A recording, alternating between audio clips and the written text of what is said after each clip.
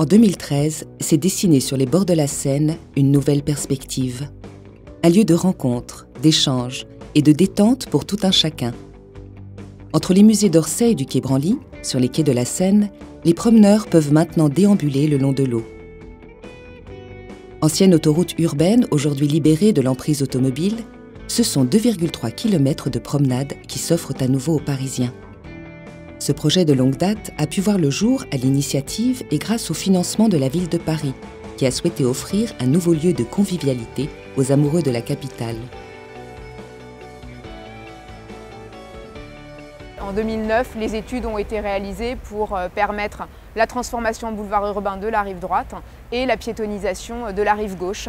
Et le projet a été lancé par le maire et Anne Hidalgo en avril 2010. Les premières études sur les aménagements ont été menées par l'APUR et par Jean-Christophe Choblet, qui est un scénographe urbain, et qui ont conçu une nouvelle forme de transformation de l'espace public.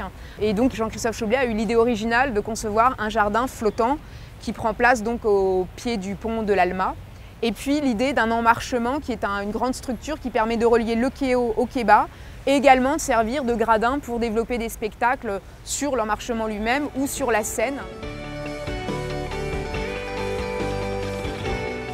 Les berges se boivent d'être un lieu de vie ouvert à tous. De nombreux aménagements ludiques ont été installés invitant les promeneurs au repos, au jeu, au sport ou bien encore à la découverte.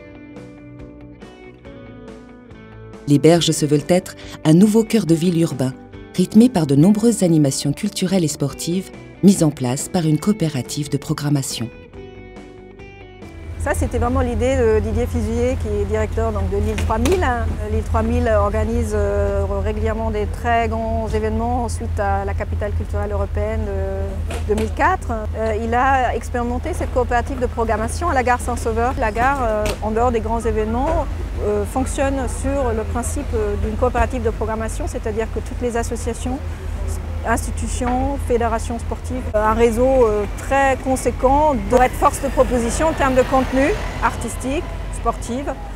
Et nous avons souhaité reprendre donc cette idée-là sur le site des berges qui fonctionne vraiment comme un plateau qui met en lumière les forces vives de la ville. Nous partons pour un rythme de croisière où chaque week-end, donc dans le cadre de ce qu'on appelle les midi-midi, donc ce sont des unités de programmation qu'on a mis en place, il y a un opérateur culturel ou sportif qui prend possession du site et apporte du contenu.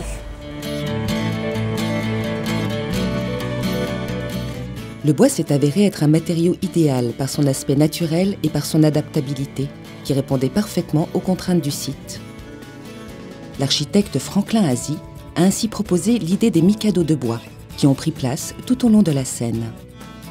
L'origine de ces aménagements est assez simple, c'est un geste assez enfantin, parce qu'on est parti des boîtes de caplas d'enfants, avec lesquelles, avec assez peu de moyens, finalement, on arrive à créer des formes très rapidement et assez originales, mais en ayant toujours le dénominateur commun d'un petit morceau de bois qui finalement, quand il est pris dans une globalité, peut avoir une toute autre signification.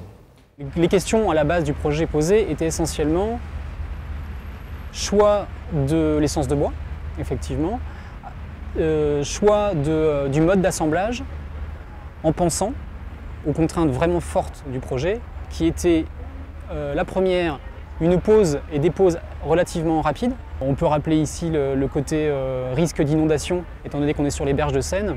Il a fallu en fait prévoir des aménagements qui sont démontables. Je crois que le site en 24 heures doit être déménagé. Soumis à l'accueil du public, le site des berges comprenait des contraintes réglementaires. Pour les résoudre, l'idée a été de conserver une unité commune au Mikado, de la hauteur d'une marche. Ainsi, l'ensemble du site reste esthétique tout en respectant les normes de sécurité.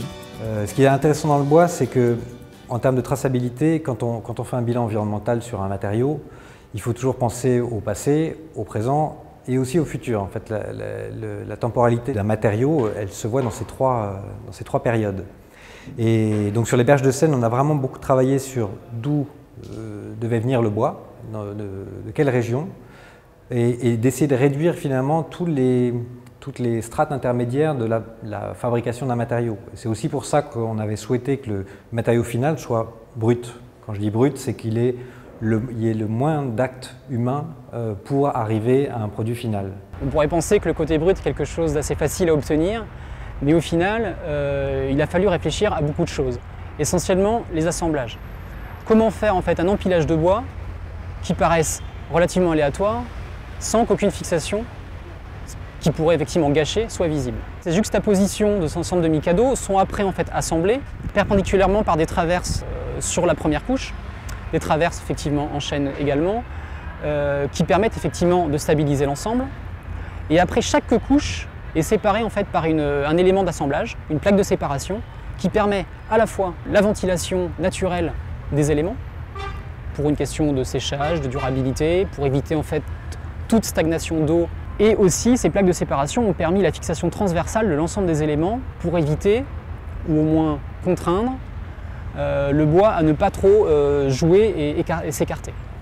C'est un matériau vivant, donc il évolue dans le temps, il peut griser, il peut légèrement vriller. Mais tous ces éléments sont facilement anticipables suivant le mode de positionnement de ces bois. Et ça nous a poussé justement à développer ces objets vraiment en relation avec le côté vivant du bois pour que finalement il y ait une vraie pérennité à la fin de l'objet. Le choix du chêne ici a été retenu après une longue délibération pour essentiellement quelques avantages. Le premier est essentiellement par rapport à sa dureté, à comparer avec un résineux qui lui effectivement est beaucoup plus tendre et avec un risque effectivement de poinçonnement. Et moi, j'avais pas d'a priori initial, j'en avais juste un, c'est qu'on était dans le cadre d'un projet qui était très brut, au sens où on avait envie que l'objet final ressemble finalement à l'objet qui sort de scierie, qu'il n'y ait pas trop de transformation sur cet objet. Ça correspondait à notre état d'esprit sur le projet. On a décidé d'un commun accord et avec le maire qui est venu choisir lui-même avec des échantillons. Le chêne a ainsi pris place sur les berges de Seine. Tout a été mis en œuvre pour que le bois utilisé sur le projet provienne de forêts françaises et soit transformé sur le territoire. De l'exploitation à la livraison sur site, en passant par la scierie, le bois n'aura pas parcouru plus de 250 km, limitant ainsi son empreinte écologique. Alors, les éléments du Mikado ont été produits essentiellement dans les scieries régionales, c'est-à-dire des scieries qui s'approvisionnent uniquement dans des forêts gérées de Normandie, de Pays de Loire, de la région centre et d'Île-de-France. Les éléments du Mikado ont été constitués par du chêne avec un label PEFC. Le label PEFC détermine que le bois vient bien de forêts gérées. Le Mikado représente environ 350 m3 de chêne de qualité charpente, c'est-à-dire c'est une qualité qu'on trouve à hauteur de 80% dans nos forêts de manière classique.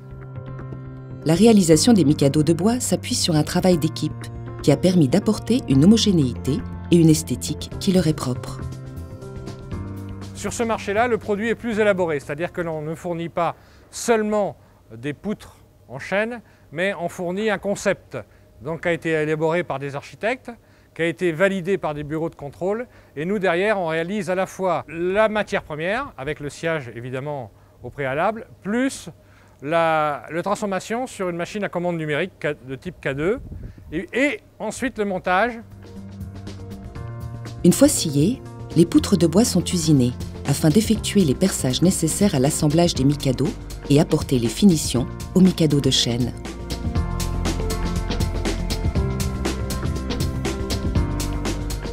En fait, on reçoit nous des plans de pièces et on doit retravailler en bureau d'études tout l'usinage pièce par pièce, définir les perçages, les endroits où on les fait et on transfère des fichiers sur la machine après qui va exécuter tout l'usinage demandé nécessaire à l'assemblage des Mikado. L'usinage consiste à faire tous les perçages qui seront nécessaires donc à la pose des vis, chanfreinage sur les côtés pour rendre les angles beaucoup moins pointus qu'ils ne sont à la base. Les différentes pièces sont ensuite assemblées selon les plans et donnent vie aux différents modules afin de réaliser les bancs, scènes et autres éléments. L'assemblage a été réalisé préalablement en atelier pour assurer la bonne imbrication de l'ensemble des Mikado. Donc nous, notre rôle, c'est bien entendu les plans qui émanent effectivement à la suite des dessins de l'architecte. On fait l'ensemble des plans et on coordonne l'ensemble des opérations.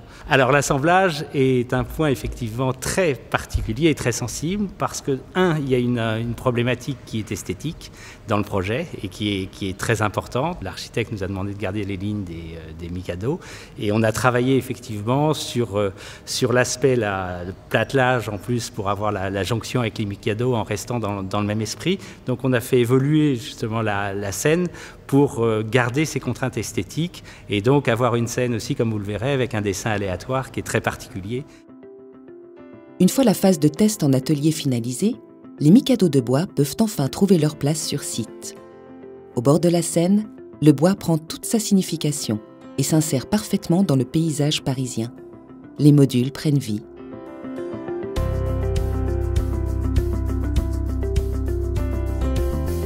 C'est vrai qu'on prend la mesure de cette transformation à travers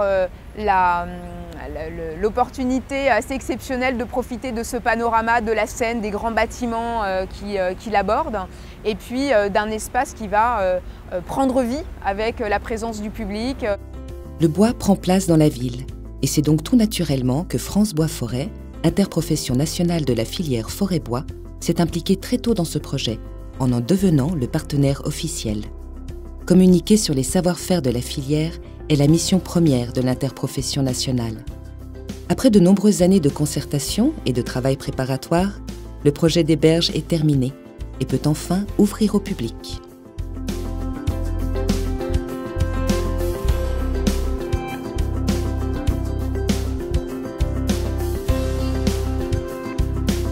Je leur ai dit à tous ceux qui ont réalisé ça, j'en avais rêvé, mais j'avais mis les rêves un peu hauts. Et pour le moment, rien ne m'a déçu. Je voulais un lieu recueilli, un lieu qui respecte un des plus beaux endroits du monde, qui est d'ailleurs au patrimoine de l'humanité, et en le rendant à la vie, en particulier aux enfants, mais pas seulement, à toutes les générations, à tous les amoureux de Paris, on réalise que finalement, lorsqu'a été faite cette autoroute urbaine, c'était quelque chose qui avait été ôté aux Parisiens. C'est à eux, aux Parisiens, aux amoureux de Paris. Je ne suis pas rancunier par rapport à tous ceux qui ont tenté de m'empêcher de le faire. Mais qu'est-ce que ça aurait été un gâchis si on n'avait pas pu partager cela. Comment les Parisiens, comment les habitants des grandes villes se bougent dans cette ville, ce qu'ils en attendent. On est beaucoup parti des usages et je pense qu'ils vont même nous étonner, qu'ils vont inventer des usages.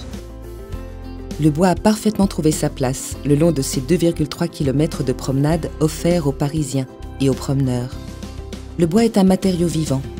Il a un passé, un présent et un futur, tout comme les berges de Seine dont le futur s'écrit maintenant, avec l'ensemble des promeneurs qui commencent à fréquenter ce lieu.